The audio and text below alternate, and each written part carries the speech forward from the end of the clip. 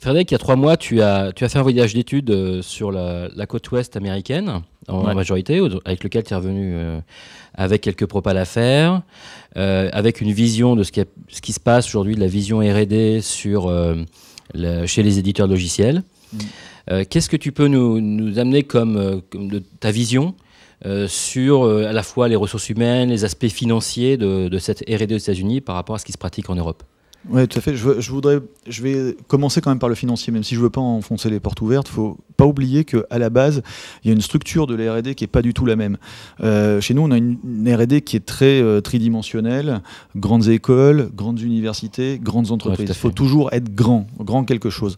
Aux États-Unis, un petit peu comme en Allemagne d'ailleurs, mais surtout aux États-Unis, la R&D pénètre toutes les entreprises, y compris les plus petites, parfois surtout les plus petites, puisque certaines entreprises ne sont que des entreprises de R&D pendant un certain temps. Elles sont parfois même pas encore des startups, juste en seed capital. Elles ont reçu un chèque d'entrée, un chèque de 50 100 000 $ pour faire quelques travaux de R&D. Et qui sont souvent très marqués R, très ergonomie, alors parce que nous on parle logiciel, on parle pas la R&D d'ailleurs. Qu'est-ce que c'est? C'est pas forcément la même dans le domaine de la santé ou du logiciel. Qui pourrait être beaucoup plus fondamental. Voilà, nous on est dans un domaine où le R c'est bien souvent du fonctionnel, de la technologie, mais une technologie qui vient souvent de l'extérieur, qu'on va emprunter à l'extérieur. Et donc la R&D logicielle en fait finalement elle va beaucoup plus concerner l'utilisation qu'on va faire d'une technologie qu'on va chercher à l'extérieur. Et elle est beaucoup plus dans l'ergonomie, dans le fonctionnel et dans on va dire la relation qui unit l'utilisateur au soft. Ces entreprises qui sont encore à peine des startups, elles vont avoir une capacité à oser qui va être très très élevée, y compris à arrêter si on s'aperçoit que c'est pas bon, à recommencer travailler très, très en mode vite. Expérimental. Voilà, on essaye, ça marche pas. C'est ça, voilà, voyager très très léger en termes de structure, avec des gens qui délivrent des proof of concept pratiquement uniquement dans un premier temps, et des équipes. Et alors, dès que ça commence à marcher, elles vont séparer très très fortement, et ça c'est un thème qui me tient assez à cœur, le R du D. Et quand elles vont grandir, quand elles vont obtenir le deuxième chèque, celui qui est plus voisin de 1 ou 2 millions ou 10 millions de dollars, elles vont passer dans un mode opératoire où elles vont valoriser énormément toujours ce R en local avec les premières équipes qui ont travaillé sur le sujet, et très très vite aller chercher en offshore, et c'est ce que j'ai rencontré clairement sur le terrain, la capacité de développement dans la R&D, j'allais dire. Alors que bien souvent chez nous, on va croire que la R&D c'est quelque chose de monolithique, où il n'y a pas de double dimension. Les entreprises américaines aujourd'hui savent faire cette séparation. Elles ont compris l'économie du logiciel dans le monde, et ont compris qu'elles devaient travailler vraiment sur des cycles le plus rapide possible de la phase de recherche. Voilà, pour arriver à avoir un time to market réduit, dans le sens où après la recherche, la transformation-développement se fait avec des ressources qui vont pouvoir aller beaucoup plus vite. Oui, c'est ça. Parce que finalement, si on a travaillé avec une première équipe qui a fait un premier proto, un premier proof of concept, qui est déjà très bien fichu, on va donner l'industrialisation, affaire à de vrais professionnels de l'industrialisation. L'équipe de R&D qui a défini le projet, son expertise, c'est de concevoir un produit. C'est pas nécessairement de l'industrialiser, de le sortir à zéro bug, etc., etc. Et là, elles vont aller vers des structures industrielles de delivery soft, et elles vont leur confier leur phase de développement de la R&D. Voilà. Et ça, c'est quelque chose Donc la valeur, elle est beaucoup plus sur le R, dans ce que tu dis, que sur le D.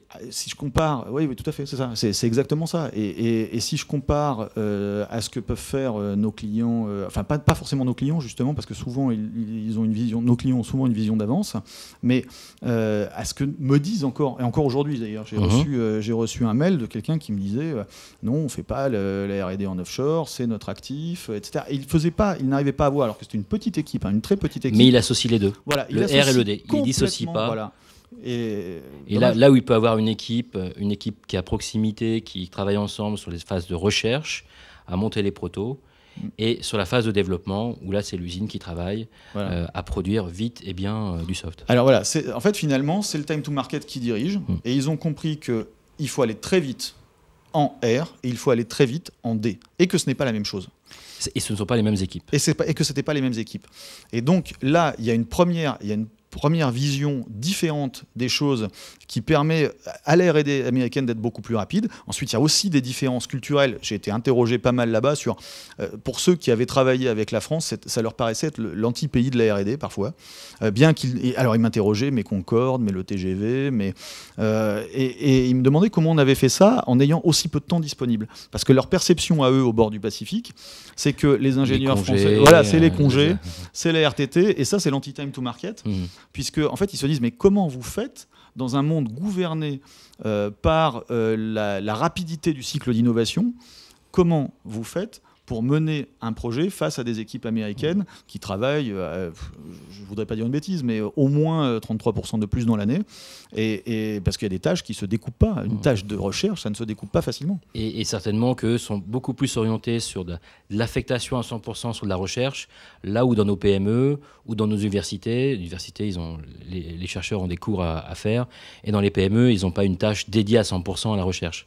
Ah oui, non, mais tout à fait. Ouais. Voilà, le start-uping, c'est culturel. C'est-à-dire que très souvent, l'équipe de start-upers, elle est complètement au fait du besoin de finance de l'entreprise, donc de son besoin d'aller vite. Elle connaît la consommation en cash de l'entreprise dans la phase de proof of concept.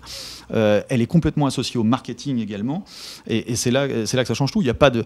à Stanford, tous les étudiants passent en finance et en marketing, même si ce sont des développeurs. Ça change tout.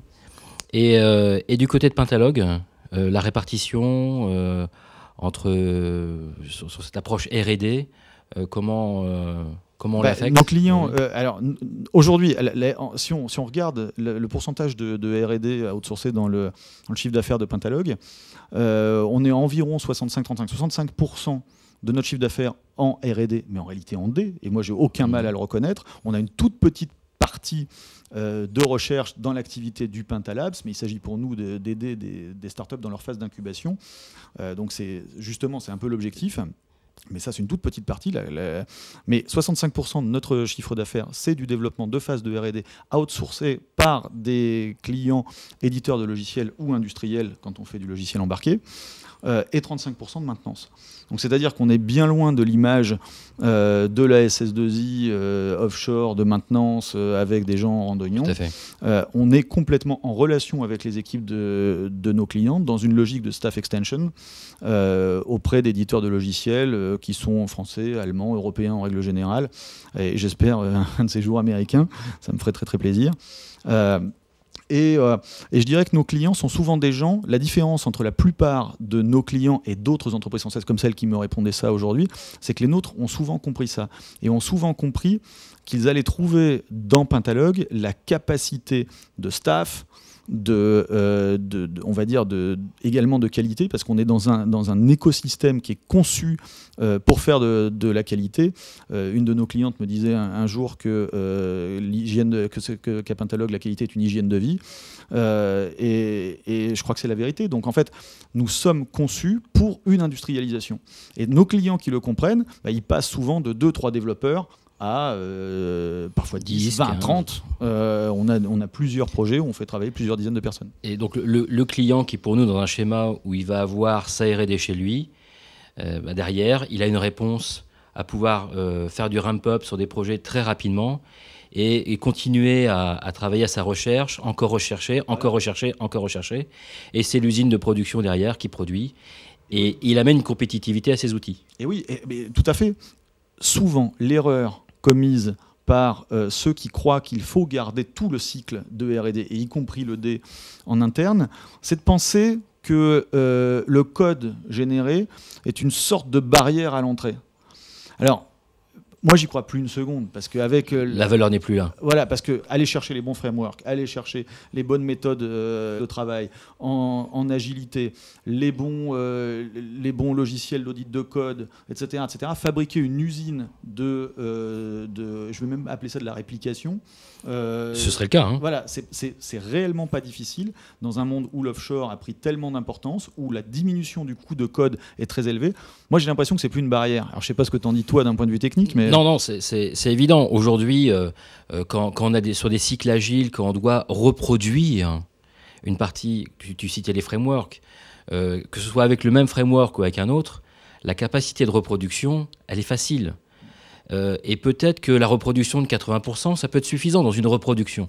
Ouais, c'est vrai. Alors que la vraie valeur, elle est sur la recherche, elle est sur ce qu'il y a, sur la user experience qui est amené au client, la facilité d'utiliser les outils, le fait que ça corresponde à un environnement métier, que ce soit relativement pointu, et d'amener la différence par rapport à ses concurrents. Ce qui est facile à copier, c'est les 80%, et les 20% issus de la recherche sont peut-être plus difficiles, mais le gain, il est sur la recherche. Ouais. Et c'est là où il faut que ça s'oriente. Il faut continuer à chercher. On entend beaucoup parler innover. Mais l'innovation n'est que l'agrégation de choses qui existent, avec un petit plus. La recherche est un peu plus profonde, mais ça permet d'avoir une visibilité beaucoup plus profonde sur une activité métier. Ouais. Donc, pour essayer de faire une forme de conclusion, à l'heure du time to market extrêmement court, de la recherche de ROI très élevé, et de l'offshore généralisé pour tous les grands éditeurs du monde et pour tous ceux qui ont compris, le cycle, ce qui doit être accéléré, c'est le cycle d'innovation. Le client doit au fond consacrer le maximum de ses équipes à la production d'intelligence utilisateur. Et de sélection technologique. Et les dispositifs financiers en France, enfin les dispositifs sont sur la recherche, sont vraiment sur la recherche. Donc c'est vraiment l'axe sur lequel il faut... Voilà. Nous on doit chercher au fond à leur expliquer comment se concentrer sur cette recherche d'efficacité du cycle de recherche, en leur expliquant que c'est l'innovation permanente et dans un cycle le plus court possible qui en fait les protège, et que le code n'est absolument pas un rempart.